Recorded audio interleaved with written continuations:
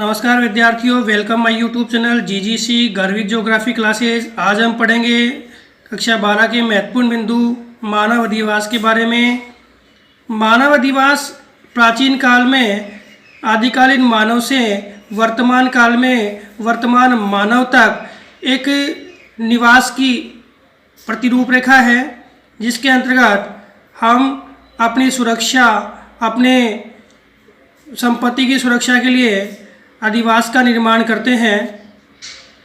अधिवास के बारे में प्रोफेसर विडाल डी लाप्लास ने कहा था कि स्वयं और संपत्ति की सुरक्षा के लिए जो मकान बनाए जाते हैं, जो संरचना निर्मित की जाती है, वह मानव अधिवास होती है। मानव अधिवास को हम मानव बस्ती भी कहते हैं। इन बस्तियों को हम दो आधारों पर पढ़ते हैं, एक है उत्पत्ति के आधार पर और दूसरा है प्राकृतिक दशाओं के आधार पर। उत्पत्ति के आधार पर मानव बस्तियां दो प्रकार की होती है, एक अस्थायी बस्ती और एक स्थायी बस्ती। अस्थायी बस्ती वो बस्तियां जिसमें मानव कुछ समय के लिए एक स्थान पर रहता है और उसके बाद वह दूसरे स्थान पर जाता है। यह सामान्यतया चलवासी, पशुचारण, स्थानांतरित कृषि आदि के कारण निर्मित बस्तियां हैं। वर्तमान में भी बहुत सारी जनजातियां इन बस्तियों का निर्माण करती है। राजस्थान में रेबारी, बंजारे और गायरी जनजातियां ये आज भी पशुचारण के दौरान अस्थायी अधिवास करती है। राजस्थान में इन जनजातियों से जुड़ा हुआ प्रश्न एग्जाम में आ चुका है। नेक्स्ट हम देखते हैं स्थायी बस्तियां। किसी भी क्षेत्र में स्थायी अधिवास क्यों बनाया जाए, इसके लिए क्या क्या रीजन होता है। सबसे पहले हम देखें कि कोई भी क्षेत्र में हम जाकर के निवास करने के लिए जाते हैं या मकान बनाते हैं तो कुछ आकर्षण कारण देखते हैं, जैसे संसाधनों की पर्याप्तता है कि नहीं है, वहाँ बाहरी भागों से कनेक्टिविटी है कि नहीं है, उस क्षेत्र में अगर रहेंगे तो हमारा भविष्य उज्जवल होगा नहीं होगा, उस क्षेत्र में क्या सुरक्षा है या नहीं है, धार्मिक और आर्थिक क्रियाएं वहाँ पर अच्छी तरह पाई गई है या नहीं गई है। ये सभी क्षेत्रों को ध्यान में रखते हुए हम अधिवासों की रचना करते हैं। अब हम देखते हैं कि अधिवास क्यों बनाए जाए, अधिवास बनाने के पीछे क्या उद्देश्य है। तो अधिवास बनाने का सबसे पहला उद्देश्य तो है सुरक्षा की प्राप्ति करना। सुरक्षा, जानवरों से सुरक्षा, बाहरी आक्रमणों से सुरक्षा, और दूसरा हम अपने भंडारण की जो देखते हैं उसके लिए भी अधिवास बनाना आवश्यक है। इसके अलावा भौतिक परिवर्तन जो भी होते हैं, भूकंप है या बाहरी कोई परिवर्तन है, बाढ़ वगैरह जो आती है, उसके लिए हम उसी प्रकार के उस क्षेत्र में रहते हैं तो मकान उसी प्रकार से बनाते हैं। इसके अलावा परिवार के लिए हम अधिवास बनाते हैं तथा सामाजिक, आर्थिक, सांस्कृतिक, धार्मिक आदि गतिविधियों के लिए भी है। शैक्षणिक गतिविधियों के लिए हम एक स्थान पर स्थायी अधिवास बना करके रहते हैं। अब नेक्स्ट देखते हैं प्राकृतिक दशाओं के आधार पर या आर्थिक क्रियाओं के आधार पर अधिवासों को कितने भागों में बांटा गया है। तो मोस्टली इन अधिवासों को हम दो भागों में बांटते हैं। पहला है ग्रामीण अधिवास और दूसरा है नगरीय अधिवास। ग्रामीण अधिवास वह होता है जहाँ पे आर्थिक क्रियाकलापों के रूप में सभी लोग प्राथमिक क्रियाकलापों में संलग्न होते हैं और ये लोग प्रकृति पर निर्भर होते हैं, तथा नगरीय अधिवास वो होते हैं जिनमें गैर प्राथमिक क्रियाकलापों में लोगों की निर्भरता ज़्यादा होती है। और ग्रामीण और नगरीय अधिवास में हम देखें तो ग्रामीण अधिवासों में सामाजिक संबंध घनिष्ठ होते हैं और नगरीय अधिवासों में सामाजिक संबंध घनिष्ठ नहीं होते हैं। सबसे पहले हम ग्रामीण अधिवासों के प्रकारों का उल्लेख करेंगे। सामान्यतः ग्रामीण अधिवास है उनको हम चार भागों में बांटते हैं। ये चारों के चारों डिवाइडेशन है वो मानव के निर्मित मकानों या मानव के बसाव के आधार पर है। इनको हम चार भागों में डिवाइड करते हैं, जिसमें पहला है सघन अधिवास, गुच्छित अधिवास, दूसरा है अर्धगुच्छित अधिवास, तीसरा है प्रकीर्ण अधिवास और चौथा है पल्लीकृत और प्रकीर्ण अधिवास। हम एक एक को बिल्कुल सीक्वेंस से देखते हैं। सबसे पहले देखते हैं गुच्छित अधिवास। गुच्छित अधिवास क्या है? ऐसा अधिवास जहाँ पर मकान पास पास होते हैं और बस्तियाँ है वो एक सहज रूप से, संकुल रूप से बसी होती है। ऐसे अधिवासों में पृथक निवास क्षेत्र होता है और उसके चारों तरफ खेत खलिहान होते हैं, जिसे पूरा गांव है उसमें पास पास मकान होते हैं। ऐसे अधिवास को हम बोलते हैं गुच्छित या सघन अधिवास। यहाँ मकानों की संख्या 40 से 50 या सैकड़ों तक हो सकती है।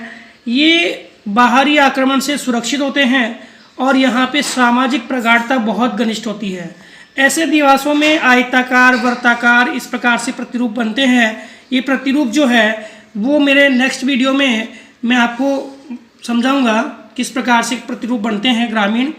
उदाहरण के लिए देखें तो विश्व के जितने भी जलोढ़ मैदान हैं वहाँ पे उत्तरी पूर्वी पठारों में, मालवा के पठार में, विंध्याचल पठार में, नर्मदा घाटी और राजस्थान के मैदानी भागों में, और मोस्टली राजस्थान के जल अभाव क्षेत्र, जल अभाव का मतलब है जहाँ पे सूखा है, वहाँ कुछ गाँव में पानी है तो उन पानी के क्षेत्रों में ही सर्वाधिक लोग निवास करते हैं। नेक्स्ट हम बात करते हैं अर्धगुच्छित अधिवास, जो सेकंड नंबर पे आता है। मैंने आगे पीछे लिख दिया। अर्धगुच्छित अधिवास या मिश्रित अधिवास, या इसे हम आकेंद्रित या अर्ध केंद्रित और विखंडित अधिवास भी बोलते हैं। ये अधिवास गुच्छित अधिवास में विखंडन और पल्लीकृत में संयोजन से बनता है। मतलब जो पल्ली है उनमें संयोजन और इसमें विखंडन से बनता है। ये अधिवास कैसे बनेगा? इसमें क्या होता है कि मकान अपेक्षाकृत दूर दूर होते हैं। ऐसे अधिवास के निर्माण के लिए कुछ बोलते हैं कि गाँवों के अंदर सामाजिक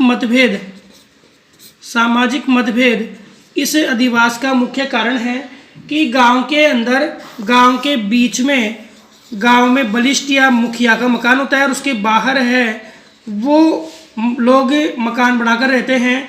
यहाँ ये बलिष्ठ मुखिया है, ये क्या करता है, या तो स्वेच्छा से या बलपूर्वक इन लोगों को बाहर कर देता है, जिस कारण से लोग हैं दूर दूर गांव के अंदर आंतरिक भाग में निवास करते हैं या गांव छोड़ करके वह बाहरी क्षेत्रों में आर्थिक क्रियाकलापों के लिए भी चले जाते हैं।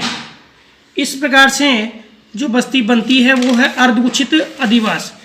अर्धगुच्छित अधिवास में हम बात करें तो गुजरात के मैदानी भागों में और राजस्थान में कुछ भागों में इस प्रकार के अधिवास देखने को मिलते हैं। राजस्थान के अंदर एक महत्वपूर्ण उदाहरण है कोटा जिले की सांगोद तहसील का खुर्द गांव। ये सबसे महत्वपूर्ण उदाहरण है जहाँ पे अर्धगुच्छित अधिवास होते हैं। मतलब कहने का मतलब है पल्लीकृत में ही मकान है, यहाँ से लोग छोड़ करके बाहर चले गए तो यहाँ पे अर्धगुच्छित अधिवास बन गया। सघन अधिवासों में बिखराव के कारण इस प्रकार का अधिवास बनता है। इसके बाद हम देखते हैं पल्लीकृत अधिवास। सामान्यतः इसको हम ढाणी से समझते हैं। हम ग्रामीण परिवेश से है, गाँव के बाहर जो ढाणियाँ हैं, ढाणियाँ दो प्रकार से बन जाती है। या तो वो कृषि कार्य करने के लिए जाते हैं या कोई गांव के लोग हैं वो प्राकृतिक वातावरण को प्राप्त करने के लिए अपने खेतों में जाके निवास करते हैं, तो ढाणियों का निर्माण हो जाता है। ऐसी जो ढाणियाँ हैं वो मुख्यतः देखें तो आर्थिक क्रियाकलाप या जातीय क्रियाकलाप या सघन बस्ती या अर्धगुच्छित बस्ती में विखंडन के दौरान बनती है। ढाणी या पुराना जो अधिवास है इसको हम अलग अलग भागों में अलग अलग नामों से जानते हैं, जैसे पल्ली, पुरवा, नाड़ा, नंगड़ा, पाना, ये इनके प्रमुख रूप हैं। इन अधिवासों के उदाहरण की बात करें तो विश्व में देख लो, भारत में देख लो, जितने पर्वतपदीय प्रदेश है या निचली घाटियां हैं उनमें इस प्रकार के अधिवास देखने को मिलते हैं। नेक्स्ट है प्रकीर्ण या एकाकी बस्तियां। ऐसी बस्तियां जिसमें मकान दूर दूर होते हैं। ऐसी बस्तियों का हम देखें तो ये एकाकी बस्तियां पर्वतीय प्रदेशों में देखने को मिलती है, जहां लोग अलग अलग मकान बना करके और दुर्गम पहाड़ी निर्जन प्रदेशों में निवास करते हैं और ये लोग स्वतंत्र जीवन यापन करते हैं और यहाँ सहयोग की भावना भी प्राय कम ही देखने को मिलती है। और कृषि प्रदेशों में ये ऊंच नीच का विशेष ध्यान रखते हैं। विश्व के अंदर देखें तो मध्य अक्षांशीय भागों में इस प्रकार की बस्तियां देखने को मिलती है।